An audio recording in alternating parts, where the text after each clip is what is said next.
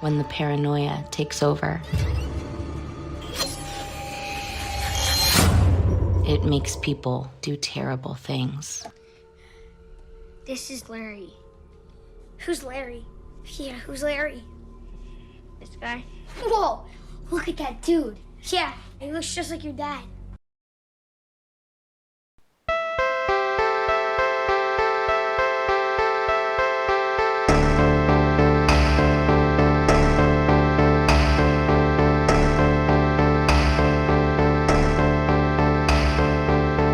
Hello, everybody, and welcome to Frankenstein's podcast, where it's all about the monster. We're a creature feature podcast about monsters and why we love them. I'm one of your hosts, Joe Praska, and with me is...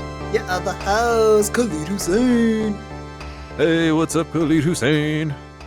What are you doing? What voice is that? I was doing what you did. I did what you did. I did exactly what you did, and it was fine and cool, and it was just as cool. Wow, that was awkward, Joe. No, it's not. How are you doing, buddy?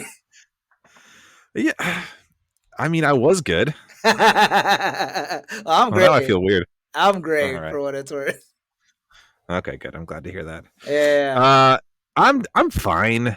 I mean, like, I don't know if you have. I don't try to talk about work too much, but like, I feel like the end of September for like teachers is like a weird time where it's like you should be kind of in the routines now, but the kids aren't there yet. So it's like, it's always kind of an annoying time of the year, you know? Yeah. I don't know. It's like we're getting there, almost there, where like things are like flowing, but they're still like, I don't really want to work yet because it still feels kind of like it should be summer. Also, it's 80 degrees in Minnesota right now, so it still feels like it should be summer. Yeah, that's true. It's not quite pumpkin spice season yet. It's discombobulating. I'm ready for pumpkin spice season. I mean, for what it's worth. Who isn't? You know, that's not even on the table as far as I'm concerned. Like that, we're all craving some pumpkin spice lattes. We're all pumpkin spice. Yeah, it's instead of I am Spartacus, it's I am pumpkin spice. It's that, yeah. I like that. I in my mind, pumpkin spice is like the young. It's like what Elizabeth Olsen is to the Olsen twins, except to the Spice Girls. What? Yeah. It's like their younger sister that's like really popping in a way that like no one saw coming. I like that. That makes sense. Yeah. I think that was worth getting into. That was worth it. How are you? I already said I'm great. Fair. All right. Yeah, I'm good. It's been a good week. Excited to get into what we're getting into today, which is a double feature.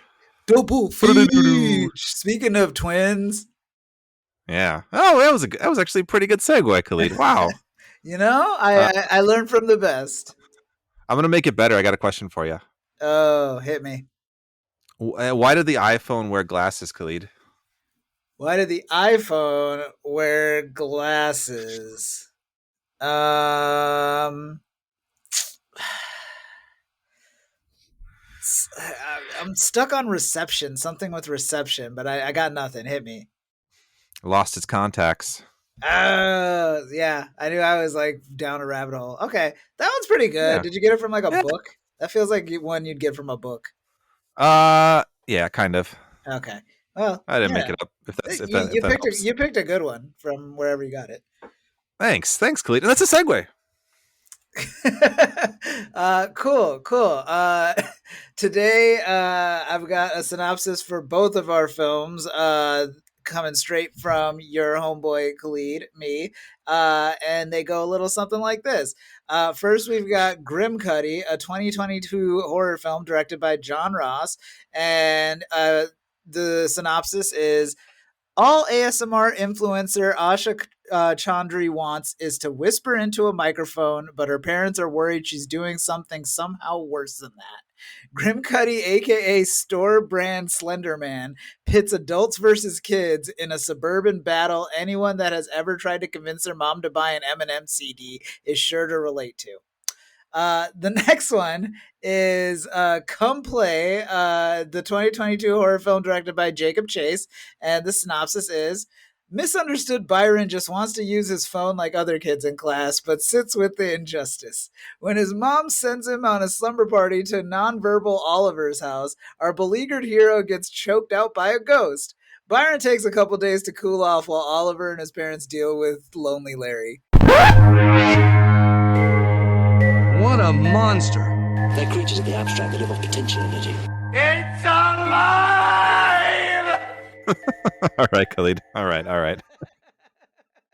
One of those was a joke one you told me prior to this. Yes, listeners, I told Joe before I started that one of these synopses was just a joke. It was a bit. Yeah. All you do is bits. Yeah. Did you figure out which one? No, I have no idea. Actually? No, I'm just joking. Oh, I was gonna say, did you watch the movies? Definitely Grimcutty. Yes, exactly. Now you're catching on. But yeah, those are our movies today: Grimcutty and Come Play. Yeah, as you can tell, maybe listeners who haven't watched the movies, there is a connective tissue between the two involving creatures that travel via screens or internet horrors, if you will. So I thought we'd maybe start with Grimcutty, then talk a little bit about Come Play, and then kind of do some like compare contrast questions, if that's cool with you, Khalid. Super cool. So before we dig into Grimcutty itself, I wanted to do a little background about where the film comes from. So John Ross, writer director, got the idea for the film while watching a news story about the Momo Challenge. Do you remember the Momo Challenge, Khalid? No.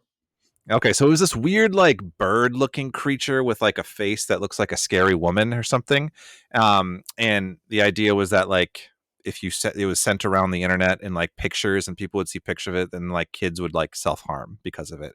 It was a big deal. Like I want to say maybe in like 2016, 2017, it was one of my first couple of years teaching. I remember we had to like social worker sent emails about it. It was a whole thing. Like we had to like look out for it, which is it's similar, like the vibe here. So here's what John Ross said about the Momo Challenge. He said, quote, "I saw this local newscast about the Momo Challenge, and it was very typical local news scaremongering. But I think what struck me about it was the disconnect between what the parents thought it was and what the kids thought it was. It almost felt like some kind of weird comedy sketch or something. The parents were so freaked out about this thing, but then they'd always go to interview kids about it, and they were like, the what now? They didn't even know what they were talking about. It just felt ripe for satire." So he talks about that kind of being the inspiration. He also talked a little bit about like always wanting to make a kind of like body snatcher style horror. And so like he said with Grimcutty, he kind of married the two with this. And it was a Hulu original, as we saw. And he had done some of those Huluween shorts or whatever, kind of like our buddy Shal from the previous couple episodes. And so then Hulu kind of gave him the opportunity to do a longer feature from that. So anyway, that being said, give me some thoughts on Grimcutty, Khalid. What'd you think of it? I really responded to it. I know you said that it didn't get like the best reception when it first came out. There's not really like even like a cult fandom to it. I get it to an extent. Like production value leaves a lot to be desired at points, but at the same time, like we've been doing this for like however many years now. I've seen like shoddy production before and things, and like still been won over by the creature, the story, the performance. You know, there's a lot to latch onto if you can get past something like that. And I think that's what really helped get me like across the finish line with this movie. Not to say that it was like in any way hard to get through this movie. It was a cool concept, and I like that like they almost from the outset established that it's the parents' hysteria that's the problem. And I thought it was just like really cool, especially like the way that like the kids keep like referring to the parents as fascists in conversations, and it's just like, yeah, that's what it is. Like we don't really like acknowledge it as a society enough, but like we kind of just like allow mini fascism in houses and just kind of hope for the best. Like it's a benevolent leader at the head of it all. But this movie like really tackles that as a concept, and it's really ingenious to make that the driving force of the demon. We'll get into it with Come Play, but like a lot of these horror movies that double as a commentary on like parenting or the youth usually have the driving force be the child, and it makes way more sense that it's like the paranoia of suburban parents that can't get off the internet. You know, like that is way darker of a force that like coalesces and is like an actual thing that we should probably address more often. So I give the film a lot of kudos for tackling it.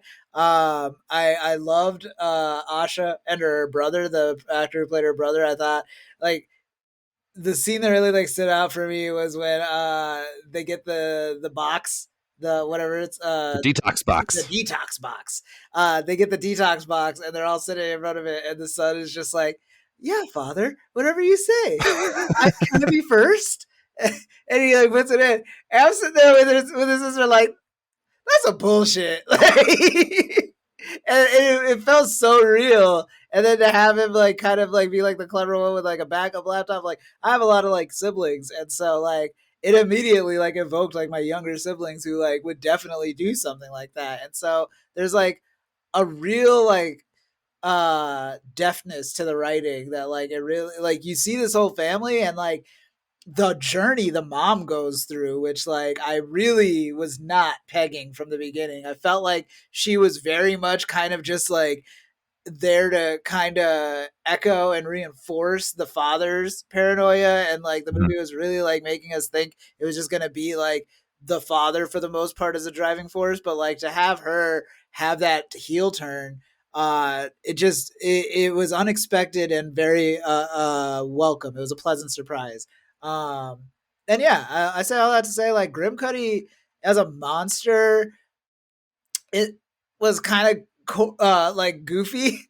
It's just like a tall dude with a knife, just like walking towards you. But I again like it. I was really, really like into like the family aspect of it, and so I understood Grimcutty as just kind of like the metaphorical representation of that it was supposed to be. And so I didn't mind that it wasn't like, it's not Pennywise, it's not something that I'm going to be like, oh fuck, Grimcutty's coming, but like it did its job. So I overall pleasantly surprised with the film, and I am like I am grateful for like the thought that it evoked of me. Like it's a cool like discussion piece that I don't think gets enough attention, and it's cool that the movie did it, and it did it so successfully, in my opinion. What about you? Thanks for asking, Clede. I liked it. I watched this when it first came out, and I remember like I mean like, oh, I kind of like that, and I like went online to see what people thought, and I was like, man, everybody hates this movie. But so I don't know. I don't know. Maybe we'll watch something different, but like I do think watching it a second time now. So I watched it. This is the second time I saw it. I do feel like some of the flaws poke through a little bit more. I do think that like you said, the themes that they're exploring are really interesting, and I think they're very warranted. I do feel like there are elements where it bit off a bit more than it could chew, in terms of like really simplifying some things to try to get its message across, if that makes sense. Like this is a very satanic panic story, right? Like you would see this in the 80s about like D&D or something, but like this is about like the internet. That being said, I do feel like sometimes I think like as a parent myself, like I think that that's definitely true that there is this paranoia that exists, and it's like very negative in a lot of ways. But this movie, and maybe it's fair because other movies do pick up on this more, like there is a lot to be afraid of in some of the internet places, like some of the Wild West that like kids can access and kids can get sucked into. So like I found myself a little bit more this watch, and even though I had kids when I watched the first time, but like this, my kids are older now, like thinking a little bit more like, oh yeah, I mean like I do understand some of the fear, you know what I mean? Like the stress of it as a parent. Does that make sense? No, that makes a lot of sense. So yeah, so like I was kind of saying, like I like related a little bit more with them than I expected. That being said, like I do feel like there are some interesting pieces to that. I love the idea of like paranoia, like fear fueled monsters, where it's like this like vicious cycle of like you can't stop it unless you stop fearing it, and it's like how do you really start that happen? Like there was this anime I used to watch called Paranoia Agent that was that. It was like a series. It was about like a character, like a killer who was fueled by the town's paranoia and hysteria, and I think that's a really interesting concept. I think that there are some interesting ideas here with like walls being put up between parents and kids, and I think like the ultimate message that's trying to be hammered home at the end, and I don't know if it's entirely hammered home like well enough, is the idea that like it's normal that parents and kids are not going to understand each other at a lot of times, but like we also need to like make efforts to like listen at some times, and the onus is kind of on the parents. Like you've lived through these years, you have that experience, and so like to kind of make that understanding happen, like as a parent, like you should try to do that. And it's harder sometimes for kids, especially when you're going through your teenage years, but like it is interesting. I do think there's a cool flip that we see where like in the beginning when like the parents are trying to break through, they're like screen free outings, which seems like a kind of a fair thing. Like, yeah, let's like not do screens for a little bit, everybody, and like connect as a family. Like I can relate to that desire, you know. And there's some walls that the kids put up, or at least Asha kind of puts up, because she's like, you know, I want to see how many people are checking out my video. But on the other hand, like the parents don't really get the ASMR thing. They don't get the fact that she's like, this is sort of my passion and what I want to do when I want to see how I'm doing. Like they don't really relate to that. They're just like, you quit track and like do this funny online thing that we don't understand, you know?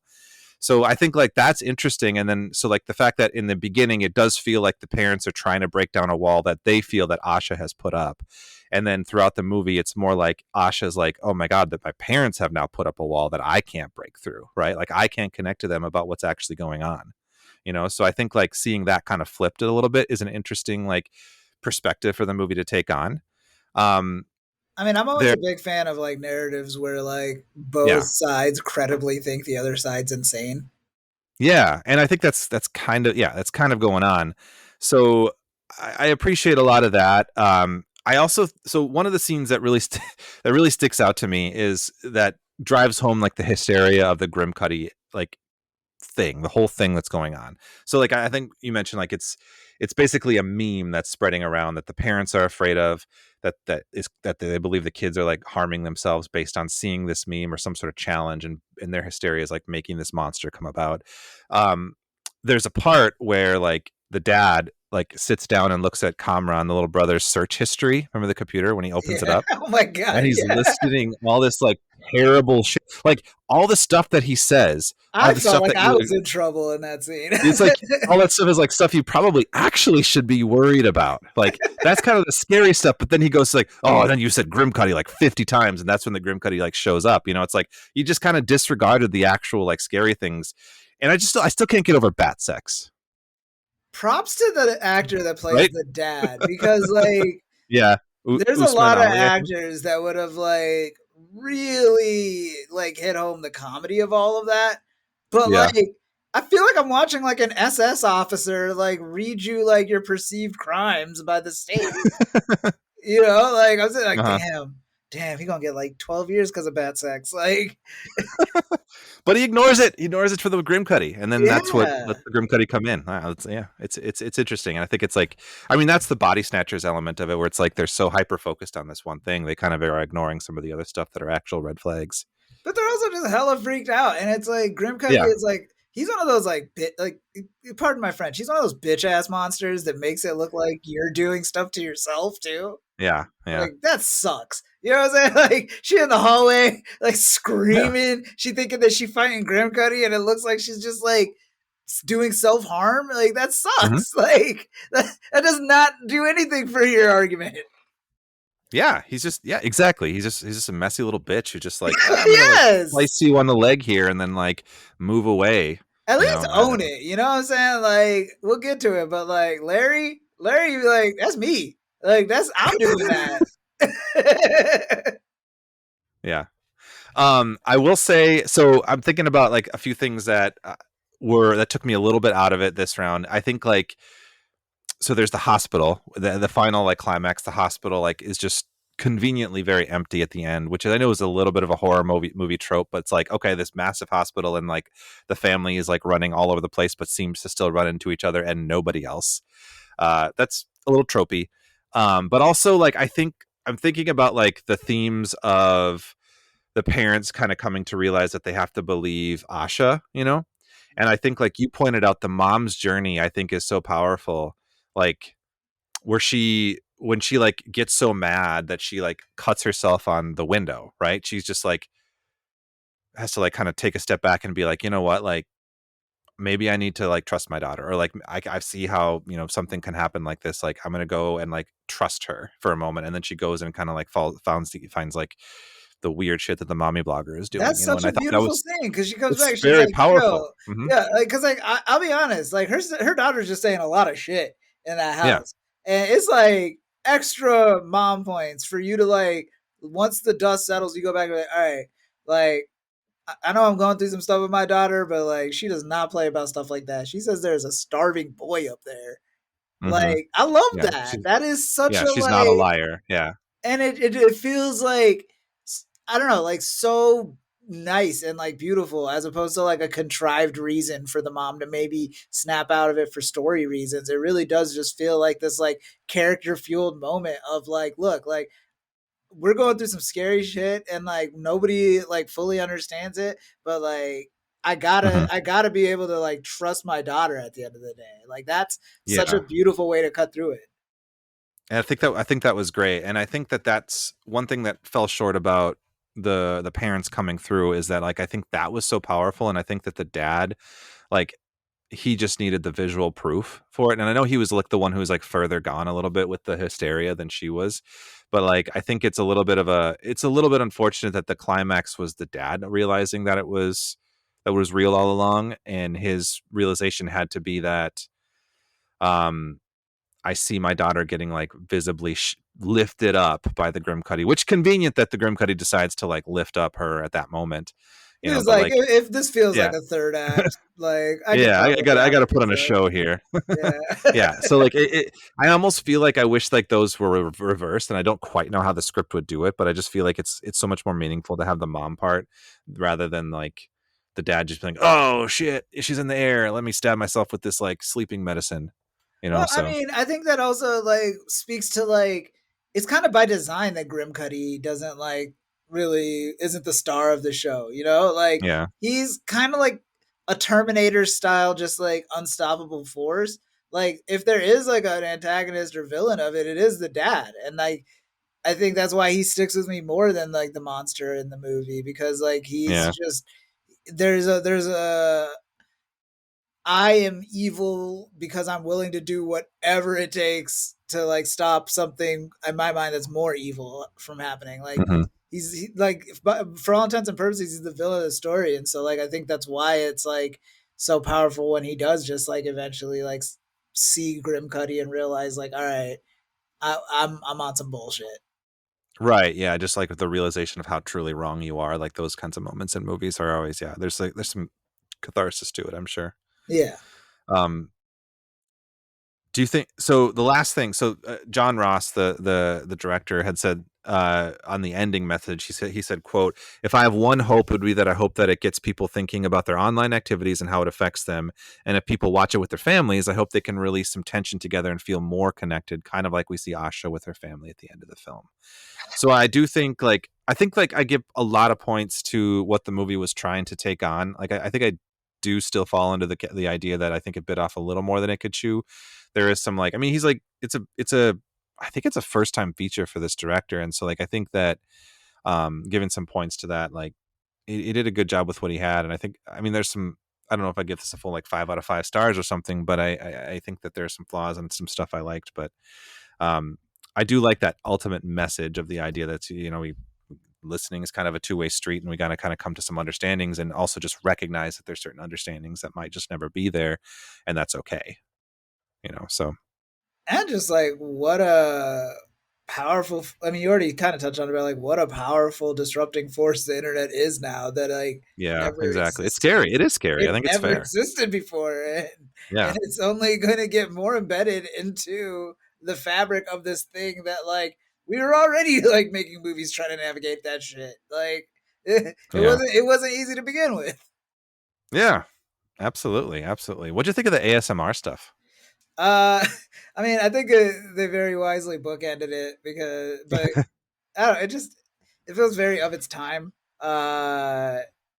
It does. Yeah, I could see that. It's kind of cool. Like it is kind of a cool little time capsule to be like that was a big thing at that time, I right? think Um, I also think like it kind of ties in a little bit more than I had remembered with with like when she kind of has to like take in the sounds of like the world around her to sort of gain strength and stuff. Like I thought that was kind of an interesting piece to her character. Yeah, but they never do any like Spielberg type shit where like suddenly like her ASMR stuff like helps with the monster or anything.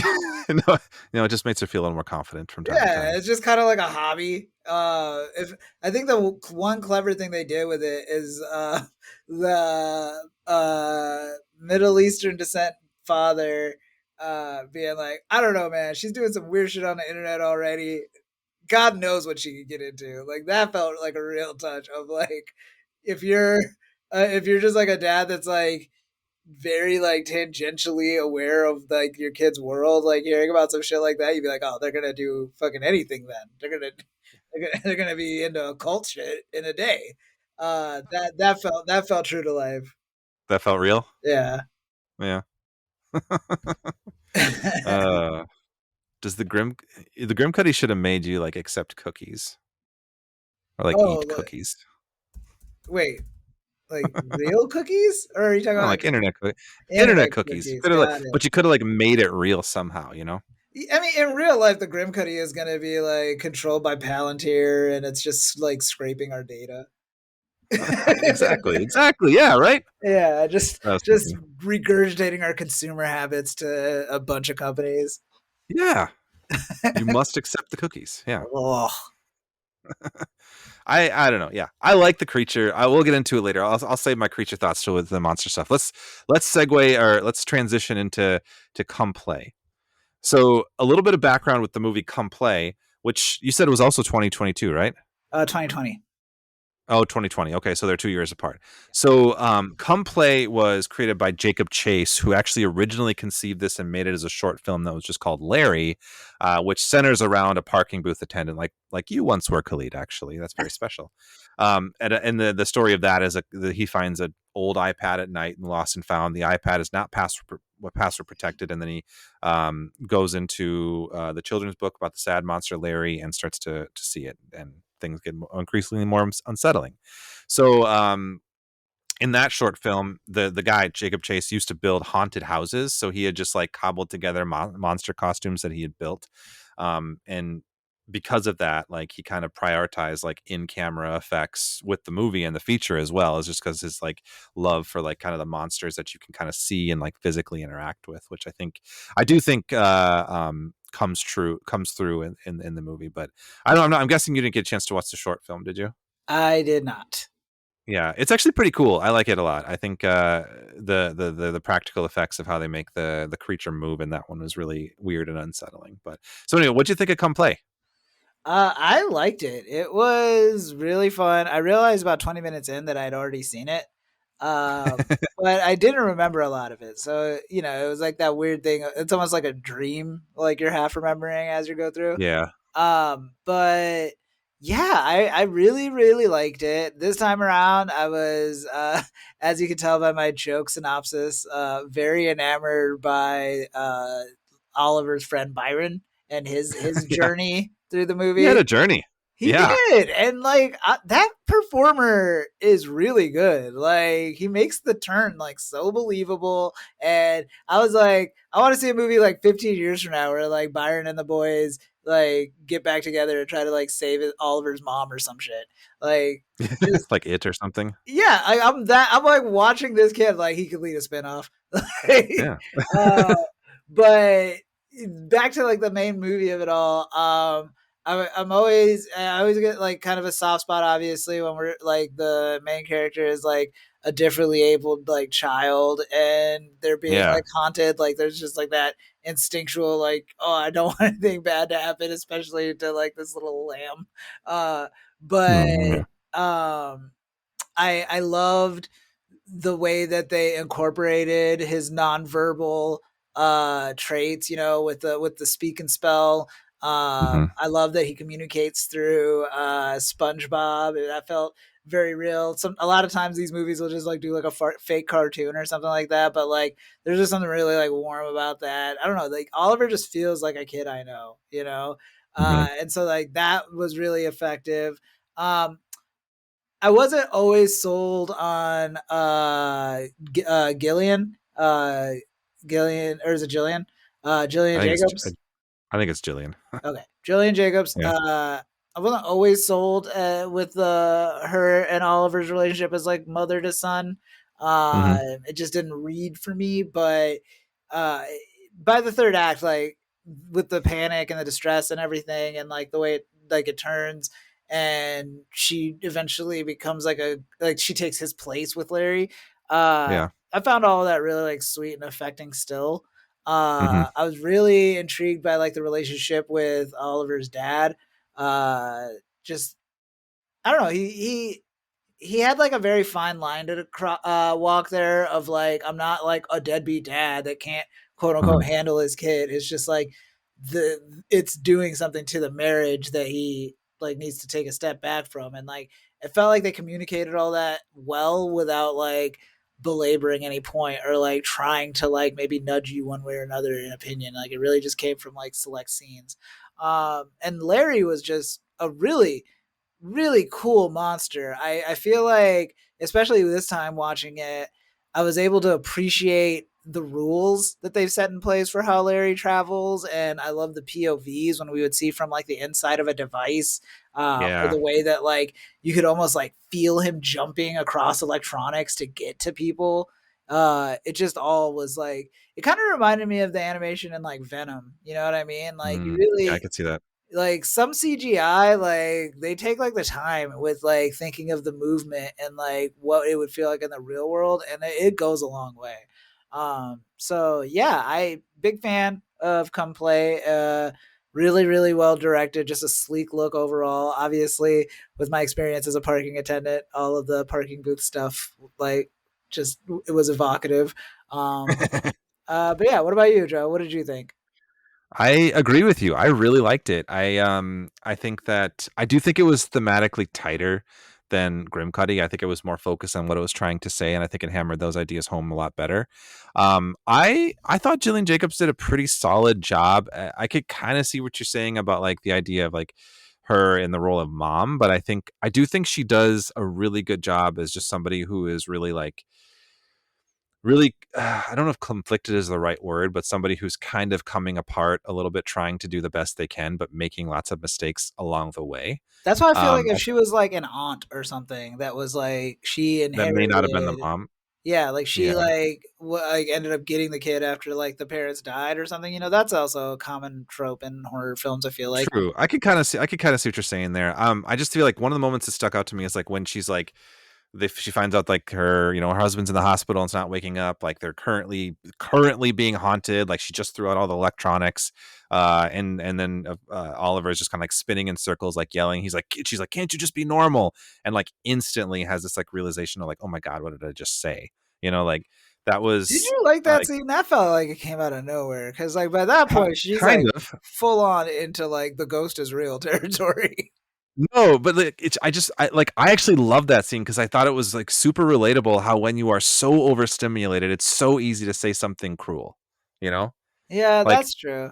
I thought that was incredibly relatable. And like I also just relate to the moment of like when you're overstimulated as a parent, like and you say something that you don't want to say. And like I'm not trying to say that I say cruel things a lot, which I don't, but I've just like I've been to the point No, where I've but like we lost my all, I think we temper. can all relate. Yeah, Yeah. like when you're We've like lost our temper or stressed to something. the point. But Yeah. like I know that instant, that moment where you're just like, shit, I should not have done that. And I feel awful. Like the moment. And I saw that in her and like the performance. And I thought that was really well done.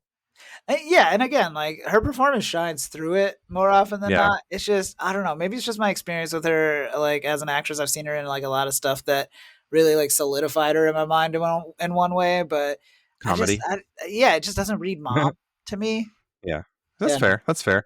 But other than that, no, I agree with you. Like on a lot of the fronts, like I think that Oliver was a really interestingly crafted character. Like the way that they portrayed it, and I'll get into it in a little bit, but like it was really sensitive and really well done. It didn't feel gimmicky or like exploitative or in any way. I do feel like small bits that you see with like somebody who might be nonverbal or on the autism spectrum, like you don't always see in like movie portrayals. Like having a para in school, like a Yeah. one-on-one para support, is something that kids would mostly have in those situations. You don't really see that in a movie much, and I thought that was like just a thing that they thought about to include, even though it's a tiny piece. Um, I like that. I like the idea of just like the loneliness metaphor of the monster in general. Like the idea that if it sucks you in, it just like pulls you further into loneliness. Like all of those like those themes of like the metaphor like come together really well. Like sometimes like a monster is a metaphor, and that's, you know, it's like, okay, the movie's in service for that monster to be that. But I just feel like this all worked together quite well. I love the sympathetic nature of Larry. I like that was done really well. Um, anyway, yeah, I really liked it. I think you're right about the dad too. Like I feel like he doesn't come off as deadbeat by any means, but he definitely comes in as somebody who doesn't quite understand the gravity of what's going on and like how to really handle a lot of things. And so I think like as he like has that journey of realization and coming to it, it's interesting to watch. Like he's also sympathetic. There's no like real like I thought maybe it was Byron at first, like an antagonist character, but like even him like he has a journey, you know, like Byron's the goat. everyone has like a journey and comes through in a way that feels like dynamic and human, you know, and I I love appreciate that, them. like, yeah, like if anything, like Larry did like so much for them. If you think about it, you know, Yeah, like he brought them all it, closer. body count wise, he killed like one person. I don't think he killed anyone. I mean, I Technically, he guess killed the the mom mom. kind of, but she, yeah, true, but they're still kind of happy Right, together in a but sense. okay, but still, like you're one person down, and all of you now just have like a newfound appreciation for like just reaching out to others and not letting them Uh-huh. like like stew alone. Like for however many lives that ultimately affects, like that's a pretty good trade. Yeah, I agree. Yeah, it was great. I also want to piggyback off your point about the POV shots. Like those were so cool. Like that was really well. I think that I don't know if this is Jacob Chase's first like film, like feature film, but like I think it was really competently directed, and a lot of like there were the tracking shots that we got to see were really cool. Like some of the like the longer shots that he was doing, it felt When very Larry's patient. chasing the car, Larry chasing the car, like that that whole was sequence like was I so was like good. this Like, again. Like oh, it evoked like a big budget like superhero film for it me. really did. Like that was a really good scene, and like that. I mean, I will just say for that scene, that jump scare of like when he just turns to the passenger seat and Larry's just there, and you get a beat to sit with it before he like turns closer. Like that was really good. Um, I also like the POV shots of him like when they're smashing the screens and he's just watching the screens shatter. That looked really cool. And even the CGI of when he's coming out multiple screens at the same time, like all of that, like Yeah. those were so interesting and so cool. I love how people just like can't help but read the storybook. That's it's It's kind so of like a engaging. funny ongoing thing. Like Byron's just like everybody's like, stop reading, dude. You just like can't stop. It's Real just like, page no. turner, man. That was funny. I get that it's like you're probably like pseudo possessed or something at that point, but like it's still Yeah, just maybe. like funny to just see somebody like terrified, like swiping an iPad. And then Yeah.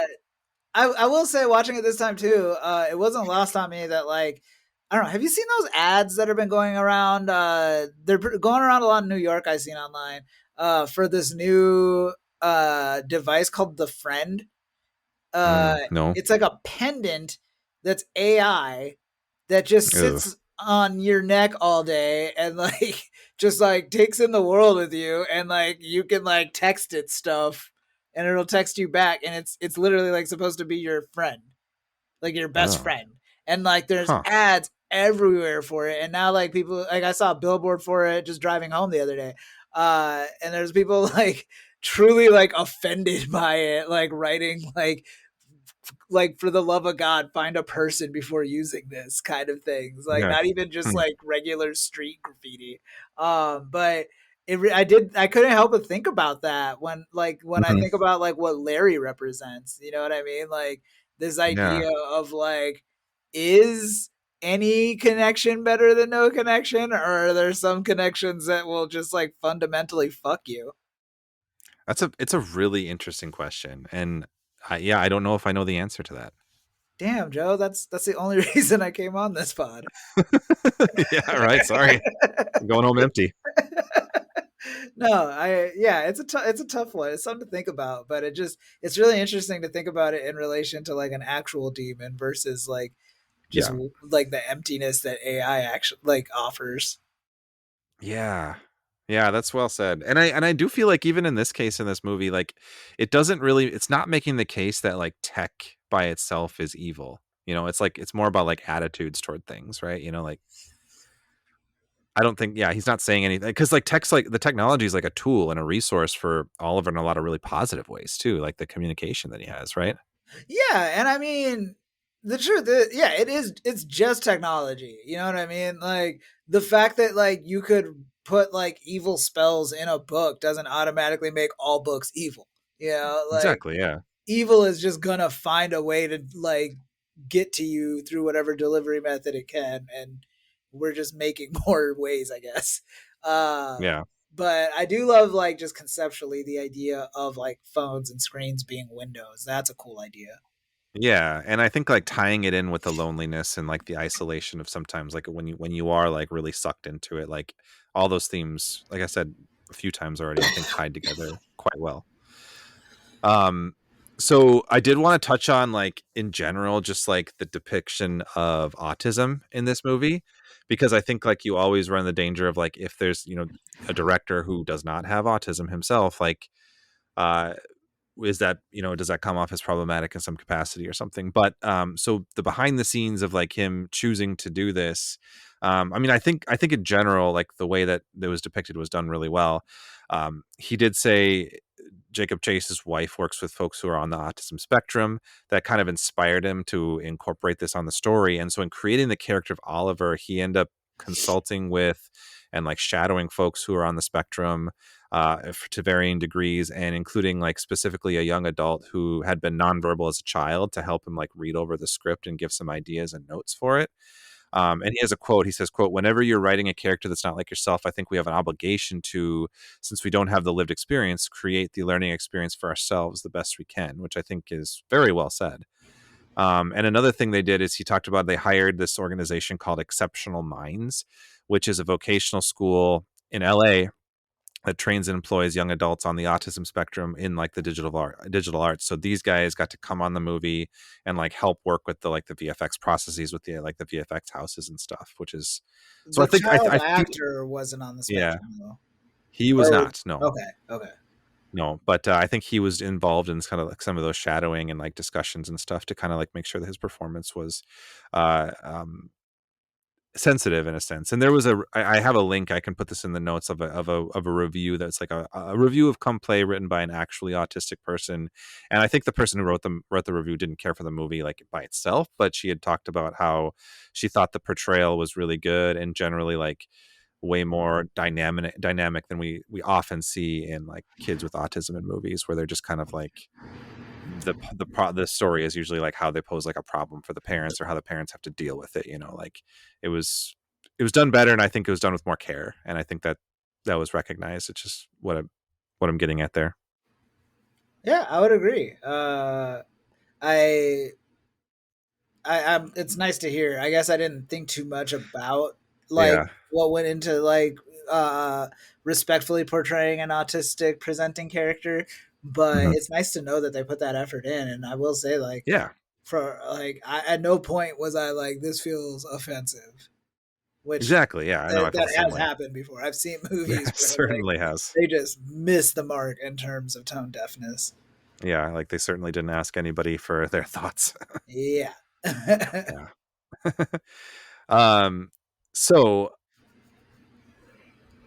so I mentioned that I feel like both the films, Grimcutty and Come Play, feature these monsters who essentially travel through screens in a sense, attempting to comment on the way that we interact with screens and how they become so pervasive in our lifestyle. In a sense, do you feel? I mentioned already. I think Come Play, I think, is thematically tighter and might have tackled the themes a little bit better. Do you have a preference between the two? Of which one do you think might have done a better job at what it was trying to do?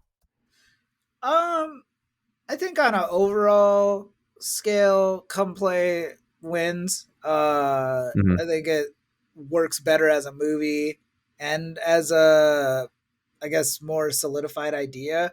That being said, I'm way more intrigued in the idea of hysteria fueling evil, Hmm. and mass hysteria, and especially like scrutinizing things like suburbia and Yeah. like really reckoning with like what it takes to keep like places like that quote unquote in line. It's like the self governing that people do. And I'm just at a place in my life where like something like that is just like way more interesting to dissect, I guess, than Hmm. just loneliness is bad, which you know is Yeah. very reductive to come play. Kind of, it does go beyond that, but also kind of I don't know. I just and I don't watch enough foreign films to even like really like stand by the kind of claim I'm trying to make here. But like it feels like a very like American thing of just like oh the worst thing that can happen is you're lonely, you know. And I don't Hmm. mean that in like a disparaging way or anything like that. It's just that like I like at least just speaking from my culture and community, you know what I mean? Like you got to try to be lonely, especially like in like the bigger families, you know what I mean? And Hmm. like community is just like so ingrained and like examples I've seen of other cultures, it just it feels like this like American problem or at least Western problem maybe is more Sure. appropriate to say. But I don't know. That's a thought that I'm not like it's not fully cooked yet, so I don't want to stamp it, give it the old Frankenpod stamp, but Yeah. it's definitely occurred to me watching it. You gotta let it cook. Yeah, Yeah. I feel like you kind of reminded me a little bit. We didn't really talk about the mommy blogger in Grimcutty, she like that sucks. character. She sucks. Yeah, she does suck. I thought the actor did a good job with that one too. She did a fun, like, kind of despicable performance there. That being said, one of the things that was another small critique I had with that character. Like, I think that mobby bloggers are kind of ripe to be made fun of in a lot of ways, but I almost wish that character could have gone a little further with like, and maybe that at the time this was being made, this wasn't as much of a thing. But I think about like now with like Instagram and TikTok moms sometimes or families, how like your child is making you money specifically, so you have to like push them to perform on these like videos and stuff. And I feel like that might have been what they were implying with that character, is like what's going on where your child is more of a prop than something. But then they also had this like extreme worry that she had, so like it was a little bit of a muddled um critique, I would say. And I think like I would have liked to see more. I think that area is really ripe for something to explore more, like where like, you know, that's your livelihood, is like you're basically making your child your prop in a sense. And I'd be interested to see more about that in future kind of stories. Yeah, the mom left a lot to be desired. I agree. Yeah. I personally would have loved to have seen them like lean into it more and like Yeah, just make her more evil. Uh, kind of, I think so too. Yeah. you know, but I think yeah, it all just kind of stems from like the murky waters of like the Grimcutty inception. You know what I mean? Hmm. It's a chicken or egg thing. You know, like Hmm. what came first, Grimcutty or like the hysteria around a Grimcutty. Yeah, So that was a question we had too. Yeah. so I think if like they had like maybe more confidently like been willing to answer that and like go from there, then like Hmm. that could have informed the mom a little more. Totally, totally. Yeah, I think there's some kernels of ideas and just wasn't able to be fleshed out enough. Yeah. Um, so another question I have for you about the two. So a lot of horror often comes down to like visual direction, right? Like what are you able to like show, how much the monster we see, which in Grimcutty, I will give props to the point, like the idea that like we see that like lanky bastard just like right away, like full body shots, like in the light, like coming in the house, like there's no worry about hiding and saving that for the last act, like. So, but like visual direction wise, like, did you feel like there was any specific shots from either film that like really stood out to you as like just like, wow, this is really like good filmmaking? I know we talked about like the POV shots and Come Play, but are there any others you wanted to shout out? Yeah, I loved when Oliver and his dad are in the booth Mm-hmm. and Grimcutty is attacking and Yeah. you see him through the phone. Oh, Larry, you mean? Or sorry, Larry. You see Larry through the phone and the way that like the camera just moves so smooth and you're never really like disoriented in terms of like where everything is in relation to each other, which is impressive. Yeah. It's just it's yeah, I love scenes like that are just like you really feel just like shaken out of your seat. That's like it's so well like directed and the cinematography is on point the whole way through, and I think that was impressive. I think for Grimcutty, I guess like a shot or a scene that like really stood out for me was it's never anything with Grimcutty in it. It's usually like Mhm. I loved when the parents are looking for Asha and she's running around the house with a knife. That And was cool. Yeah. you know what I mean? Like, and I guess Grimcutty's in it for like a second, but Yeah. really it's like again, like I love the fascist parallels that they make and how it feels like a prisoner that's just like Mhm. escaped their cell and like the warden is looking for them. Like, and it's like, yeah, like in the same way that like I love the show Recess because they somehow like made a spoof about a Nazi POW camp Yeah, it was like Hogan's Heroes. into a show about like kids just trying to get away with stuff at recess. Yeah, Like that was great. I love when you can like really just like make the parallels clear and it works like that. Mhm. So Well said. yeah, so that was probably one that stood out for me. Cool. What Shall about we you? monster? Oh, well, did you have two shots or anything? I mean, I kind of shared mine already. I Okay. do feel like I feel like with Grimcutty, I would agree with you on that one. So I mentioned the come play ones already. I feel like I'm in agreement with you, like those POV shots and some of those tracking shots I thought were really cool. I think with Grimcutty, like what I like I mentioned, it was just the fact that we see the monster so quickly and like they're just not afraid to show it. I think that was cool. I think that added a lot. Because if that was kind of if the Grimcutty is a goofy looking monster, I'm gonna say that right off the bat. But like if that was saved for like a reveal, like okay, that's it. It would be like less intense and exciting. I feel like, but the fact that he's just like a presence that you get to see right away, like I'm just like enamored with how like goofy and weird he kind of looks. Yeah. But I will say like the first sequence in the house with the mommy blogger and her son when he like looks out the window and you just see like Grimcutty just standing there in the yard and then to start moving towards it, like that was a really striking like good like scare shot, I would say. I Like it mean, wasn't a yeah, jump scare, it was just like he's he's just got there, like he's coming. he's got a it follows quality to him. Hmm. Yeah. But Yeah, also kind of keep going. he doesn't like getting stabbed. Like it's enough to like make him like back off for a minute. I, I mean, I don't like getting stabbed, so fair. You're not a Grimcutty. Fair also. Ah, Yeah. just No, I get what you're saying. Like yeah, he could be like in multiple homes in one moment, right? Like the cop was like, it's impossible for one dude to just be like doing this in all these homes at the same time. But like if you cut him, he's upset. yeah. I don't know. Just like it'd be cool to see like one person take like a shotgun to him.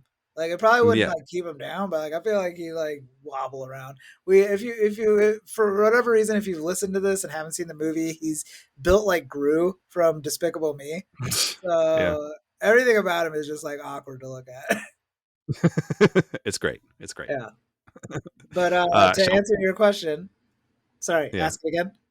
Shall we monster? Let's do it. Yeah. All right. All right. So we kind of have I picked these two movies because I thought they were thematically similar, and I think that they are. But I actually feel like the monsters are similar in some ways. We got these two pale, like long, lanky, just like assholes, like just little jerks. But we'll start with Grimcutty. And so what we learn, Grimcutty is essentially a physical manifestation of a viral internet meme based on the Momo challenge, like we said. Essentially, the paranoia is fueled by Melinda James, the mommy blogger we're kind of talking about. She believes is responsible for harming her son, and her fear and paranoia, her posts go viral. Grimcutty gets stronger as the collective anxiety intensifies and thrives on misinformation and fear. So the creature itself, the design was entirely practical, done by creative character engineering. So John Ross, the director, said of the conception of the creature, he had an image in his head of this pale face and a black cow floating in the darkness. He sketched it, passed it on to the team, and they just built it from that. A quote from Ross, he says, quote, I think the worst case scenario would be that if you set out to make a CGI character and you run out of money and you're stuck with all these empty plates. So we ruled out CGI pretty quickly. The last thing you want is to be stuck with subpar CGI. A bad CGI effect is always worse than a bad practical effect, in my opinion, because bad CGI can be boring. A bad practical effect is at least entertaining. And I 100% agree with him on this because I think that some of the criticisms that I'd seen in this movie, they're like, oh, it's a goofy, dumb looking monster. But he's interesting because it's just like a weird creature that's practical. I think that's absolutely true. It's interesting, you know? Yeah, I agree. Yeah. So Grimcutty himself then was portrayed by creature actor Joel Hebner. He was in a suit, and his head came up to about where the creature's torso was. So he actually had his arms come out of the creature's waists, and he puppeted the Grimcutty's arms from there. And then, so that's where they actually ended up using some digital enhancement and CGI to kind of scrub out his actual arms and any of the puppeteering elements. They did also use some CGI to add some extra stuff on the movement and the close-up shots of the face. So like the scene, I think, where it's almost like the Alien 3 scene where like the Grimcutty's face is like right up to Asha and like kind of like snarling and moving. Like that's some CGI work too. Oh. Yeah. But overall, I liked it. I mean, I think he reminds me of a character like an anime character. Like I got like the Death Note a little bit. Remind me of That's that guy. exactly what I was thinking when I saw Yeah. it. It felt like Death Note. Ruck. Yeah. Yeah. So it's kind of like a cross between like Death Note and Gru when you think about it. Death Like you Gru. pointed. Death Gru. Yeah. Gru Note. Gru Note. I like it. I like it. But yeah, it was an interesting creature. Yeah. Do you have any thoughts? Any more thoughts about that? I don't know. He kind of dressed snazzy, you know? He did. His hair and stuff. Yeah. Yeah, like the coat or whatever he was wearing too. Yeah. I liked it. Yeah, no, it's definitely a snazzier demon. Yeah. Larry. So let's talk about Larry a little bit. Larry, as we've talked about, is a manifestation of loneliness in a world born of people looking at their screens but not each other. So he sort of like comes from, it seems to me like almost like a parallel dimension to ours, like a different world in a sense, connected through the screens, which serve as like windows from his world. He creates the app Misunderstood Monsters that tells a story about Larry who, quote, just wants a friend. And the story, once finished, would be able to turn screens into doors so that Larry could cross into our world or we could go into his. So this creature was designed by Jim Henson's Creature Shop, which I really love. They created a practical version of Larry, which could be puppeteered as an 8-foot tall rod style puppet. The performers stood behind the puppet and connected to the hands and the feet by rods, moving as he moved. I think there was actually 4 people who ended up maneuvering the puppet. So the Creature Shop actually sculpted, molded, and fabricated Larry out of foam latex, applied paint and art to the skin to provide as much like realism as possible, including like kind of rotting, chipped nails for his hands and feet, and like synthetic hairs into the head. They had mechanical hands to have kind of convincing hand and finger like movement.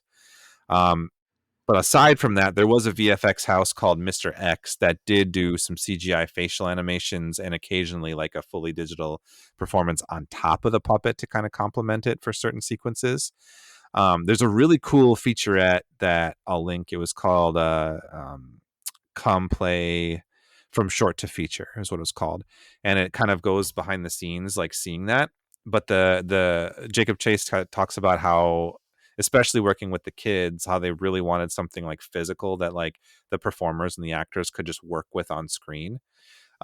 Even if at times there was some CGI overlay in the final product, but like there was a lot of practical stuff. They also talked about how the movement of Larry, the idea was that Larry in his world doesn't walk on 2 legs. It just kind of like floats or moves around or something.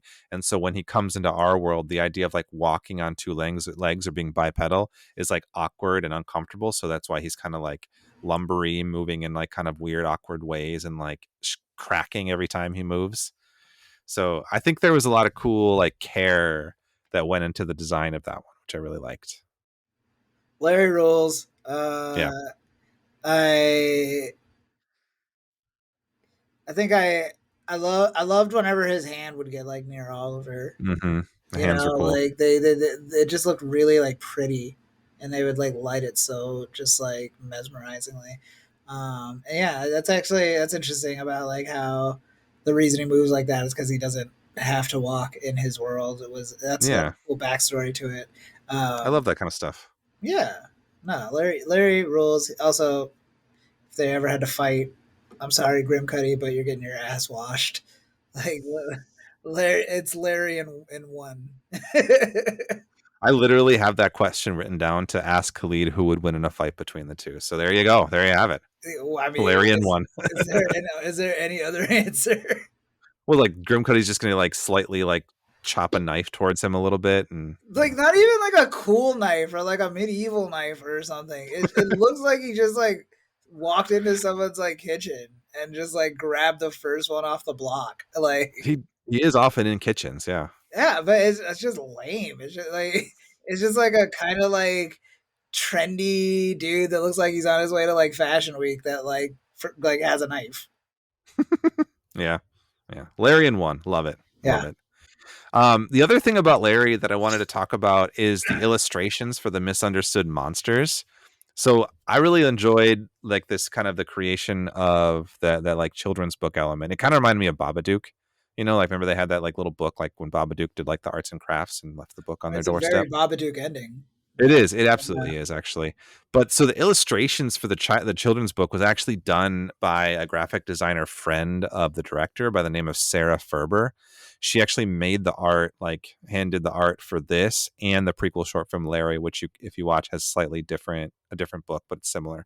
But you can actually get a really good look at all the designs that she made for this, for both of them, on a website that she has, which I will also link. It's pretty cool to see. Wow.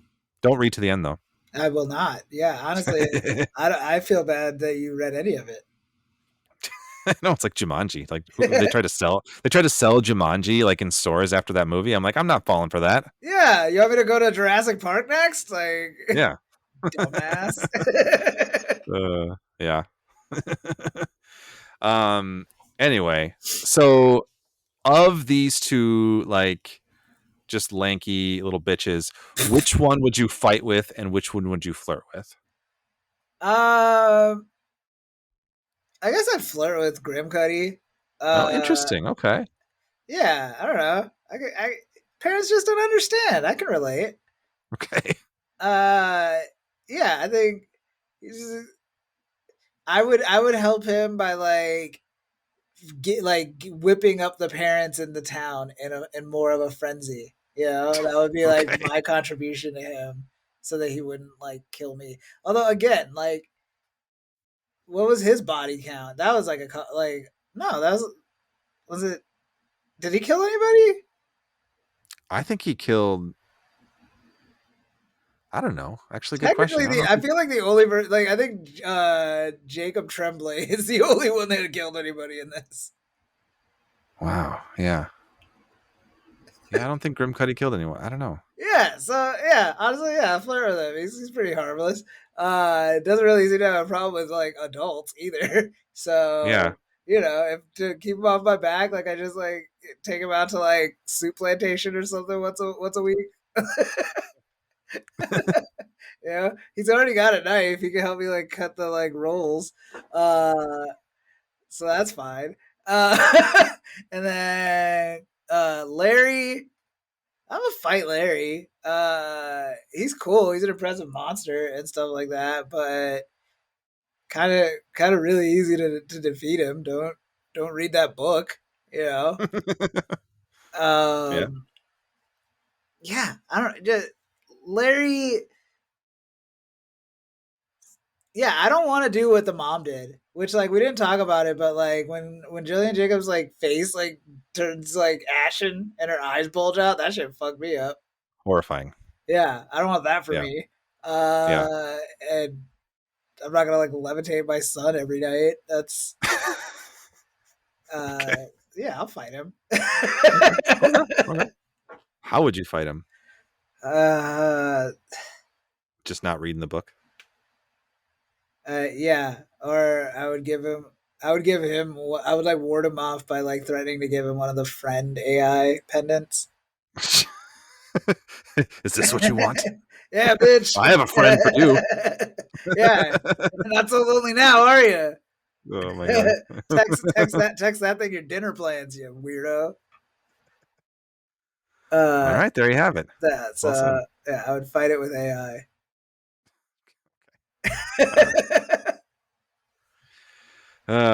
Cool. It was fun to do a double feature again. We haven't done in a long time, I think, right? Back to back, baby, we did it. I mean, I guess the last one we did was the two Frankensteins, but Oh, yeah. This was fun. I like yeah, this. I'm a Yeah, fan. we'll do another one again soon. But shall we move on to our final segment of the show? Let's do it. Our what the fandom segment, in which we share a couple things that we're just into in the moment. Does not have to do with anything with monsters if we don't want it to do. It could be just completely separate. So, Khalid, what the fandom with you this week? Thanks for asking, Joe. I'm gonna have two What the Fandoms this week. Oh shit! Both of them are the second season of some series that I finally caught up with. First is season 2 of The English Teacher, just recently dropped, and I managed to catch the episodes this weekend.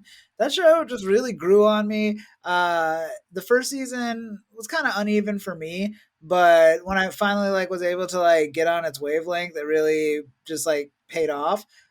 Season 2 runs with that momentum, and it's what you want to see in a comedy show. Is it finds its footing and really expands what you think it could be. And so I really found myself at times watching season 2 of it, feeling like I was watching Community at times, and that's what it really reminds me of. Obviously Okay. doing its own thing. It's a show that's the main character is played by the series creator Brian Jordan Alvarez, and it follows a queer Latino English teacher in Austin, Texas. And so they use that as a jumping off point to kind of talk about a lot of things that have changed with education now. Mhm. So it's the way the kids talk to the teachers, the way the teachers have to talk to the kids, the issues that they have to deal with now that they never had to deal with before. I think you might find a little bit familiarity with that. But Probably would. but yeah, the show is just very delightful. The military recruitment episode of season 2 was a highlight for me. I was bursting out laughing at multiple points, and that was when the Community comparison really clicked for me. I was like, oh yeah, this feels like Community. So I highly recommend season 2 of The English Teacher, season 1 if you haven't seen that either. And then the other show that I would like to promote is season 2 of Netflix's The Sandman. That's been around for a little bit longer, but I hadn't gotten a chance to get around to it, and I finally did, and it was just amazing. I think what I liked about season 1 was that they were doing such a great job dissecting this all powerful character, and just simultaneously showcasing how limitless his power was, and still how limited he was. And season 2 really digs into that, and it's so much more of a character study. And I won't give away anything, but the finale really just pays it all off in a way that felt really beautiful. And you know all the Neil Gaiman stuff in the headlines aside, I'm just a sucker for fantasy stories that do just such a great job of finding the humanity and these impossible beings. And so that's what really gravitated me to those stories to begin with. And especially when it comes to production, it's always important to remember a lot of people work on those things, and it's still good to support for other reasons if you want to. Not that you have to, but I wanted to make that disclaimer because it's not lost on me that the world exists and things happen within the world, and it's not cool to just not acknowledge that. Anyways, word salad aside, Joe, what the fandom with you? Well, thanks for asking, Khalid. I would agree with you in the piece about the Sandman. I feel like Sandman was a really important story to me for so long. I read the comics, I was super into it. I was so stoked for the series. Did feel a little burned by the Neil Gaiman reveals. That was such a bummer. We haven't watched season 2 yet, but it's definitely on my radar. I do want to watch it because there are so many amazing people involved. I feel similarly about Good Omens a little bit too. I never finished that up too because I just feel like I needed a little distance from the Neil Gaiman stuff for a bit, but I do want to finish it because those stories have been kind of meaningful to us and stuff. So I'm excited to check it out. Yeah, but good disclaimer that he does suck. So Yeah, Neil Gaiman sucks. yeah. Anyway, You heard it here. you heard the official stance. Anyway, my fandom, I'm going to also do 2. I just wrapped up a show, a sci-fi original series called Revival. On it's I think you can also watch it on Peacock, which is where I watched it. It's based on a comic book of the series of the same name, but it kind of tells the story of this like random night in Wisconsin, Wausau, Wisconsin, which is kind of funny.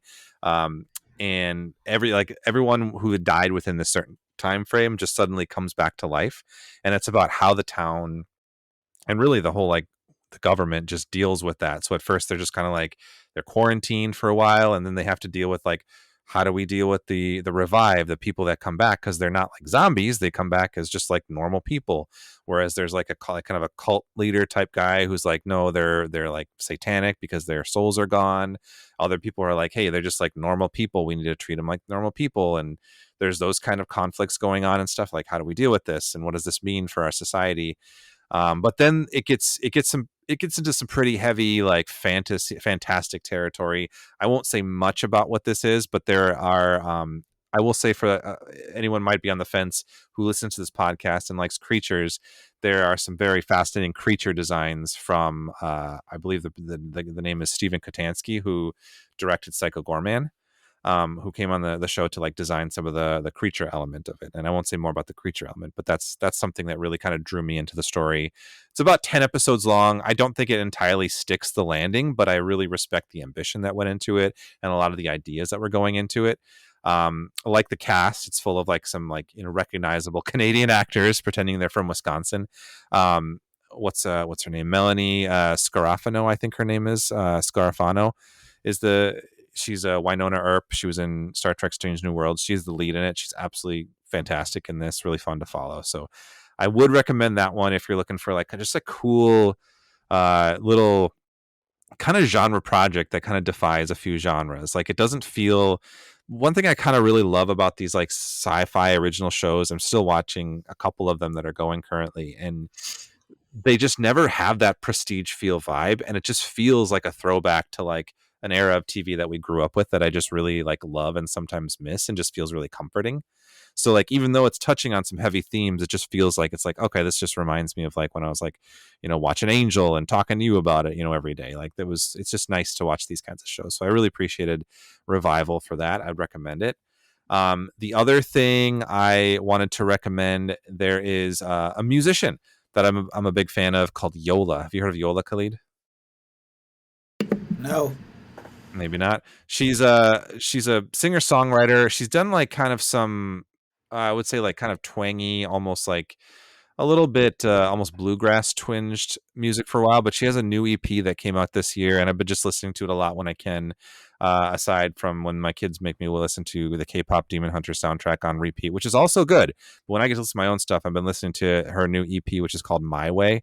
It's very short, but like every track is a banger, and it's very different from some of the stuff that she'd done or I had listened to her in the past. I haven't listened to her catalog as deeply, but it's like it feels inspired a little bit by like techno or like 80s style, like kind of power ballads with like a techno backdrop. It's really exciting and fun, and I've been enjoying it. One of her songs on it, the first song is Future Enemies, and that's just a complete banger, but really each song on it is solid. So I would totally recommend checking that out. It's called My Way by Yola, and those are my two fandoms for this week. Nice. Thanks for sharing, Joe. Yeah. You're welcome. Yeah. Cool. Well, thank you for this awesome discussion as well. Little programming reminder for everybody.